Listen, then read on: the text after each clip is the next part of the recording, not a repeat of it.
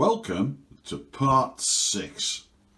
Well, by the way, if you want to know how to make the like a triplane, Tim the Playman is making the exact same one right now. Rush over, go and press his like button and subscribe and ring his bell, and then come back and then ring my bell. Okay, so long awaited part 6. Yeah, I'm having to go back to work, so I haven't got the same amount of time. Now let's see if I can just maneuver this here. Where are we with this? Well, as you already know, the servos are in and they're all lined up and ready. I've had the receiver patched in. I was forced to get rid of the 20 amp because it was just too big and bulky, so I did manage to find a 10 amp ESC, care of Kingsley Models.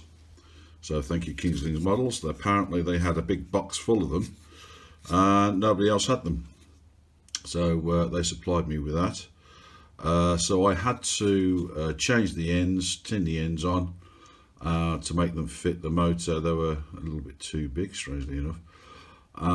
So I've re-energized the motor and I've got it spinning the correct way, and I've color coded everything using shrink tubing. So now the ESC is in, it's connected to the motor. This is a bit flimsy here. I was trying to save weight, but I'm thinking, oh, was that a good idea? But anyway, oh yes, reminds me, I knocked this piece off here accidentally, and I put it into one of my old Chinese dishes, you know, the ones you get with the takeaways, and I can't find it. I've just absolutely no idea where that went to. As you can see, I put reinforcements here where the magnets go, because these are a 5mm magnet. They're terribly strong. In fact, I can barely, once it's in place, I can barely lift off the lift it off the magnet, so that's strong. I think I'm gonna have to use a screwdriver or a sharpened stick or something to get this thing on and off when I've finished it, if I ever finish it. So yeah, I've got to either find this bit or make a new one. I've got a feeling I'll end up making a new one. But interestingly, while I was doing this thing here, I have my not laptop, what do you call it, these things you press, this thing here, whatever you call it, this thing, and just to entertain myself, I just see one or two people doing these time-lapse builds, and they're very good and very professional, and I think, wow, that's great. I wonder how long that took him to do that. And then the thought crossed my mind, how many times did he break it? How many times did he break it? Because he's not going to show you that, is he? No, I don't think he's going to. Anyway, so yeah, so you've got to use a 10 amp ESC. Well, it's the correct ESC for this motor anyway, but you're going to struggle maybe with a 15 or a 20 to actually physically get it in there and make it stay in place and behave itself. So I know the battery's going to fit, so everything's there now. So all I've got to do now, besides sand everything down, is plan how I'm going to physically make it fit so it doesn't ride around, which should be a fairly easy thing, I'd have thought, and sand it down, and then start putting the stringers on. And then what I might do then, actually no, you know what I might do? I may make the tail fins. And I'll tell you for why, because I can then temporarily fit them dry, connect up these servos, and then they'll all be cut, everything's cut to length and shape, and then take the tail out and then put the stringers in. But before I do the underneath, I've got to figure out how the undercarriage is going to attach there. So that's what I'm going to do. I think that's the next plan. So at least I've got the wiring in. It's all in, it works, the propeller rotates the correct way, it's all balanced and everything. So maybe now I can start going forward a lot more quickly. So I'm just holding this in front just to show you, because if you're making one of these and you're thinking, how's he done that, how's he done that, I don't want to do it that way, you know, you can have a close look at it, because you know, you do see other people on YouTube and you get like a 2 or 3 second shot of it, and you think, oh, I've got to pause it now, forward and backwards, because as I keep saying, I want to show you where I fail as well as where I win, because you can avoid it, can't you? Anyway, so that's that for now.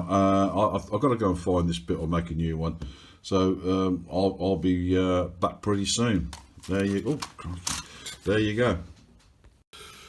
Well, I've made the elevator fin, and I've done a trial fit into the fuzz, and it goes in quite well. Slight overhang here, but I have to put a metal piece in there, which I will go on about further, but I'll just show you how I achieve that. So this just pushes in.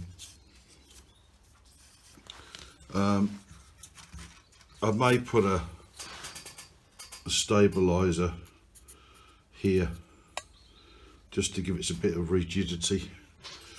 And so how did I attain that, or how did I come to that value? Now let me just see if I'm in shot, which I think I am. Yeah, there you go. So I put all the pieces together and started to do a little bit of mental gymnastics. Now this is 3/16 balsa, so I've got a sheet of this, so I just cut it to size, put a whole length in the middle, and then I made a separate piece after that, and that will then, that's where the hinges will go. So I've not increased the size or anything like that. I wonder where I put the other piece now. Do you know, I'm getting fed up of putting things down and not be able to pick them up again. Anyway, it'll turn up, I guess. So I've made another piece that goes here, and then I had to make 2 of these that go in there, because they're too short for some reason. They were going to be too short anyway, so I've made 2 pieces like that. And when I was quite happy about everything, got it all pinned down, I then cut it here, took these pieces away, and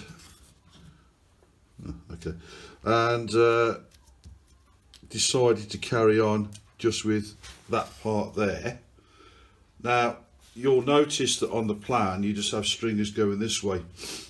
Yeah, well, what I've done is I've added in for strength this part here, which fills the gap of 2 stringers, and then put diagonals in. And the reason for doing that is because this is not designed to have an elevator. So when you come to move that, it stresses this, and that sort of moves like that, you see. So you've got to put some bracing in to reduce that, otherwise you'll have to put a whole solid piece in. So that's the reasoning behind all of that. So what I have to do next is put the actual elevators together, and then get some 2mm wire to make a V shape, a flat V that goes in here, then attach it to this part here, and then that'll be that'll allow both to move at the same time, and that's how I'm going to achieve that. So that's what I'm going to do now. Well, I've made the tail fin for the elevator, and I'm epoxying in a U-shaped or a flat V, if you like, piece of 2mm metal. So these elevators will work in harmony, but that's the only strength it's got there. So unless I think of something a bit more vigorous. But anyway, that's I'm going to let that dry overnight. So I'll put my helping hands for my solder kit on there, keep it nice and flat and steady. And this is in 2 parts. I've put extra stringers in, as you can see. So I'm just letting that dry, and that's on a piece of plastic. May not be able to see it. Now, when it comes to the rudder, I've hit a bit of a hurdle here, because if I can pick that up and offer it down there. Okay. This part here is okay. I've added this in here so I can put a hinge in to make the rudder work. But this C3 is not the correct size. It's actually a little bit short, which means when this part here, C4, goes in like that,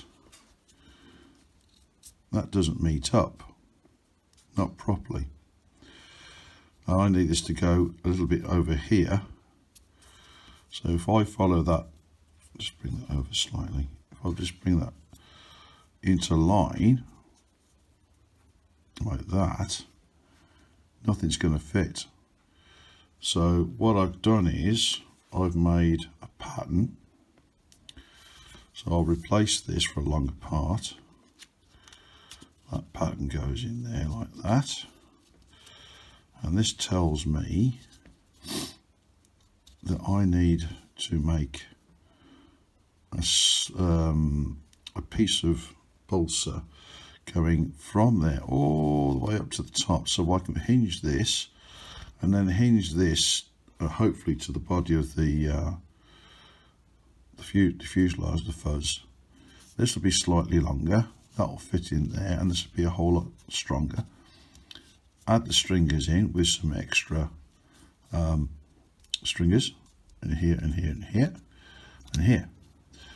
Now we have to add these stringers because this is not meant to be a working rudder, it's just meant to be a static rudder for a rubber powered aircraft that's going to fly, well, almost in a straight line. You want it to fly in a slight circle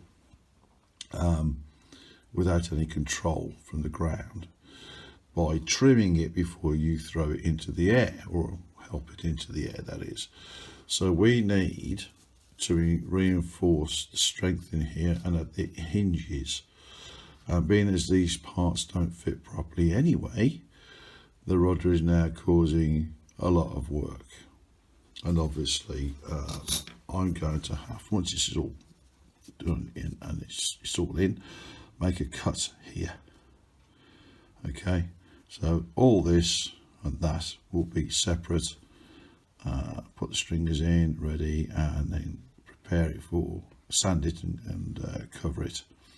And obviously put the hinges in first, and then we have half a chance, because if I can get this rudder vertical, the vertical stabilizer and rudder ready as to sort of fit it, I can then work out position of the push rods, etc., and the snakes inside of the fuzz. And then when I've got everything all lined up, I can then take this all off, cover these, cover the elevators, carry on with the rest of the fuzz, and not even worry about the wings just yet, which obviously I will at some point. And then I can get the fuzz all stringed up, and then look at the nose covering that will go over the motor and how that's going to sit and everything, which is a lot more work to do before I really turn my attention fully to the wings. And that's the way I'm approaching it now. So you will have, if you're building this, will have a similar problem. That's not going to quite fit. So there you go. You may decide, in your infinite wisdom, to make this a static vertical stabilizer and just use ailerons, which you could do. You don't really need a rudder if you've got ailerons. So there's some food for thought. I'm going the whole hog because I'm an idiot. But anyway, nothing ventured, nothing gained. So that's where we're at now. Okay. You know what? I thought, sod it. I'll just make the whole thing a solid unit. Obviously, I'll put a hinge down here. It's just a lot less work. And, you know, how much more weight is that going to cause? You know, I don't think it's worth it. So what I'm going to do, I'm going to try and hinge this, cover it, and make it ready to go on the fuselage there. And if push comes to shove, I might even do the same for the horizontal stabilizer and elevator. So there you are, valid decision. I'm bored. Blah!